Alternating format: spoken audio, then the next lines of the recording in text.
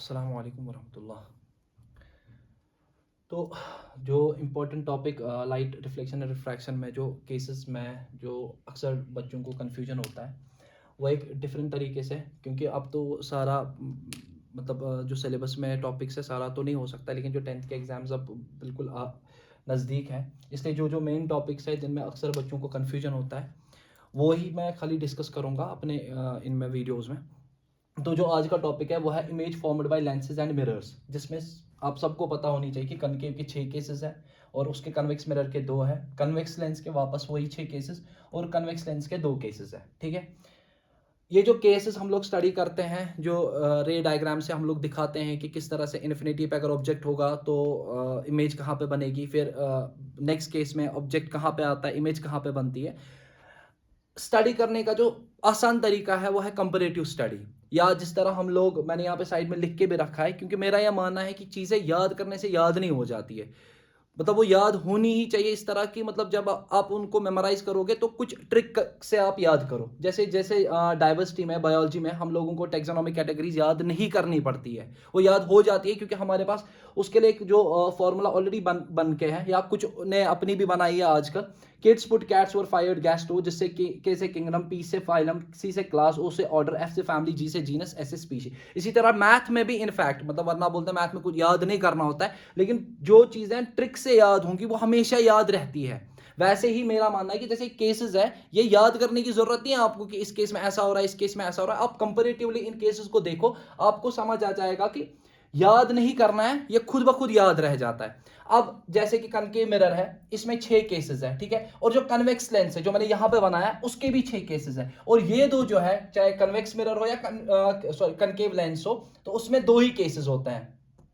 ठीक है, वो आप यहाँ पे देख सो, सॉरी यहाँ पे एक एरर है, तो कनकेव लेंस उसमें 2 केसेस और इसमें 2 केसेस है, बाकी उनमें 6 केसेस है। अब 6 केसेस क्यों है वो पहले समझना है कि जो ये केसेस हम लोग स्टडी करते हैं इसके लिए जो रे डायग्राम इमेज फॉर्मेशन के लिए जो रूल्स पढ़ने पड़ते हैं वो पहले आपको क्लियर होने चाहिए, उसमें कोई डाउट नहीं होना चाहिए कि अगर रे ऑफ लाइट पैरेलल आ रही है टू द प्रिंसिपल एक्सिस, उसको जरूरी पास होना है after the focus, through the focus, और अगर थ्रू द फोकस कोई लाइट रे आ रही है तो रिफ्लेक्शन के बाद ये पैरेलल निकलनी चाहिए। बिल्कुल इसी तरह लेंसेज में कि अगर कोई लाइट रे आ रही है, रिफ्रैक्ट होने के बाद इसको फोकस के थ्रू जाना है, या अगर कोई लाइट रे डायरेक्ट ऑप्टिकल सेंटर के थ्रू जा रही है तो ये विदाउट डाइवर्जिंग या विदाउट इसमें कोई डिफ्लेक्शन नहीं आएगी, सीधे जाएगी। तो ये जो रूल्स है ये आपको पहले ही पता होनी चाहिए, ठीक है, इनको मतलब मैं यहाँ पे नहीं समझा रहा हूँ।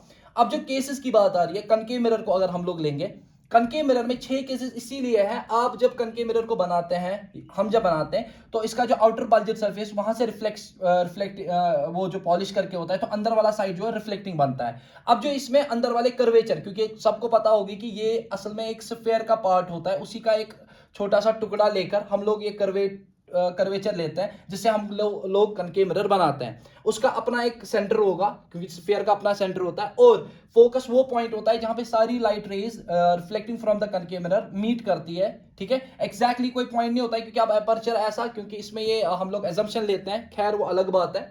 तो अब देखो केसेस कैसे जनरेट हो गए। पहला केस सबको पता होनी चाहिए, वो इन्फिनिटी की तरफ होता है, यानी जो बहुत दूर होगा मिरर से।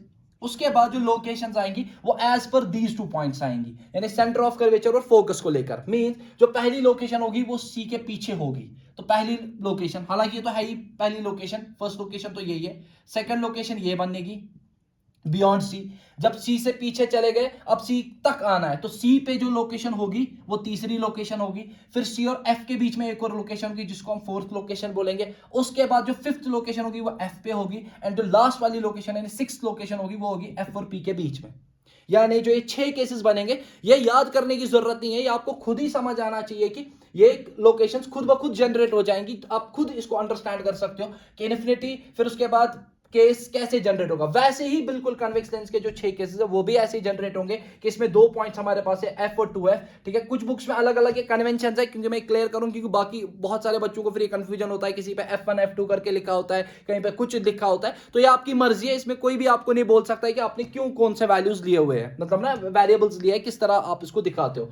तो यहाँ पे जो 6 लोकेशन होगी वो पहले इन्फिनिटी होगी, फिर बियॉन्ड 2F इंग्लिश में, बियॉन्ड 2f यानी 2 के पीछे, फिर एट 2f तीसरी लोकेशन, फिर बिटवीन f एंड 2f चौथी लोकेशन, फिर एट f पांचवी लोकेशन, एंड फिर लास्ट वाली जो बिल्कुल यहां पे है f एंड o, वो आपकी सिक्स्थ लोकेशन बनेगी। और आप कंपैरेटिवली इसको देखो, यार बहुत ईजी है। जैसे इसमें लास्ट वाला केस f एंड p वाला जिसमें इमेज बनती है वर्चुअल एंड इरेक्ट, एक ही वो केस है, बिल्कुल सेम टू सेम आपके लेंस में भी लास्ट वाला केस जो है वो वही है कि वर्चुअल और इरेक्ट वाला। अब देखो ये बिल्कुल कितना रिजेंबल कर रहा है। यहां पे जो एट सी हम ऑब्जेक्ट रखते हैं तो इमेज एट सी ही बनती है। यहां पे एट 2f ऑब्जेक्ट रखोगे तो एट 2f ही इमेज बनेगी। अब यहां पे इस साइड से बनती है, यहां पे इस साइड से बनती है, क्योंकि यहां पे रिफ्रैक्शन है, यहां पे रिफ्लेक्शन है, तो यहां पे इसी साइड से बनना जरूरी है। वैसे ही बियॉन्ड सी आप रखोगे तो बिटवीन सी एंड एफ बनेगी, यानी यहां पे आप जितना जितना आगे जाओगे इमेज एक एक लोकेशन पीछे होती जाएगी, जो मैं आपको नेक्स्ट सीधा माइक्रोसॉफ्ट व्हाइट बोर्ड में दिखाऊंगा। और दूसरा यहां पे देखो कन्वेक्स मिरर के दो केसेस इसीलिए है क्योंकि इसका कर्वेचर तो अंदर की तरफ है, यानी रिफ्लेक्टिंग सरफेस तो अंदर, मतलब पॉलिश्ड सरफेस तो अंदर से, तो रिफ्लेक्शन यहां से होगी। तो एफ और सी की जो लोकेशन है वो खत्म हो गई, वो अब यहां से है नहीं। इसका मतलब दो ही लोकेशन होगी, एक जो आपकी इन्फिनिटी पे होगी, जो आप इन्फिनिटी के नाम से दोगे तो पहला केस वो जनरेट होगा, हो गया एक। दूसरा केस अब आप बोलते हैं कि बिटवीन एफ या बियॉन्ड, वो तो है नहीं यहां पे, इसका मतलब दूसरा केस बनेगा इन्फिनिटी और पोल के बीच में, यानी बिटवीन इन्फिनिटी एंड पोल, यानी इन दो के बीच में जो आपकी लोकेशन बनेगी वो दूसरा केस बनेगी। वैसे ही कन्वेक्स कनकेव लेंस में एक केस बनेगा इन्फिनिटी वाला। अब हालांकि इसमें f2f है, बियॉन्ड 2f है, इसमें आप कहीं पे भी ऑब्जेक्ट रखो इन्फिनिटी से लेकर ऑप्टिकल सेंटर तक, इमेज को कुछ भी नहीं होगा।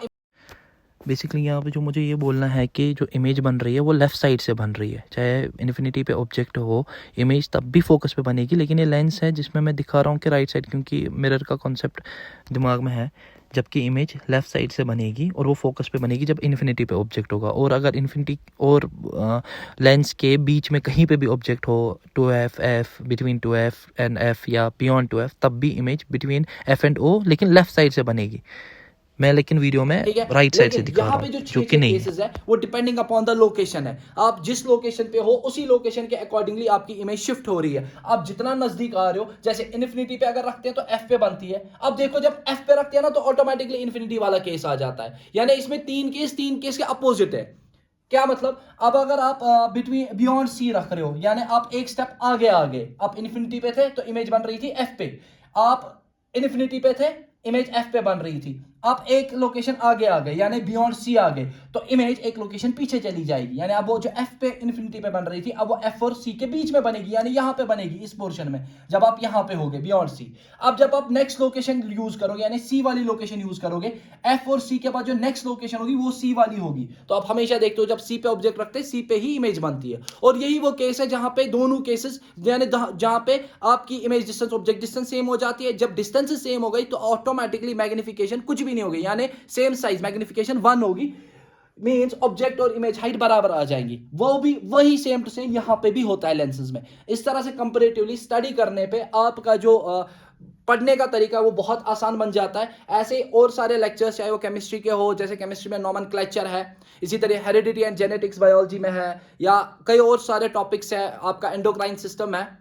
तो किस तरह हार्मोन्स को मतलब याद नहीं करना है, मैं बार बार बता रहा हूं, याद करने की जरूरत नहीं है। हाँ, मार्क्स के पीछे भागना है, 500 में से 500 लाने हैं, तब तो आपको जरूरी बिल्कुल रट्टे वाली मशीन बनना है, तो वो अगर आप बनना चाहते हो तो आप बन लो। लेकिन अगर आपको कॉन्सेप्ट्स को अंडरस्टैंड करना है तो आपको चीजों को याद करने की जरूरत नहीं है, चीजें कॉन्सेप्चुअली याद हो जाती है। याद करना अलग होता है और याद होना अलग बात है। जैसे हम लोग जब छोटे थे स्कूल में तो हम लोग वेस्कुलर सिस्टम जब प्लांट्स में पढ़ते थे तो फ्लोएम एंड जाइलम, इसको याद करने की जरूरत नहीं है। अब अगर इसको याद किया जाता था फिर भूल जाता था, जाइलम किसके लिए, फ्लोएम। अब इसमें एक ट्रिक बन जाती है जो सबको आपको भी पता होगी, फ्लोएम बनता है, फू से फूड आता है, तो फ्लोएम की वेसल बन गई फूड के लिए और बाकी जो वाटर एंड मिनरल्स है वो जाइलम के लिए। तो इस तरह से जब आप अपनी स्टडी को मैनेज करोगे और इस तरह से स्टडी करना सीखोगे और लर्न करना मतलब सीखोगे कि इस तरह से अंडरस्टैंड करके लर्न करना है, तो वो चीजें आपको याद हो जाएंगी, वो आप याद नहीं कर रहे हो। होपफुली आपको मेरी बात समझ आ रही हो।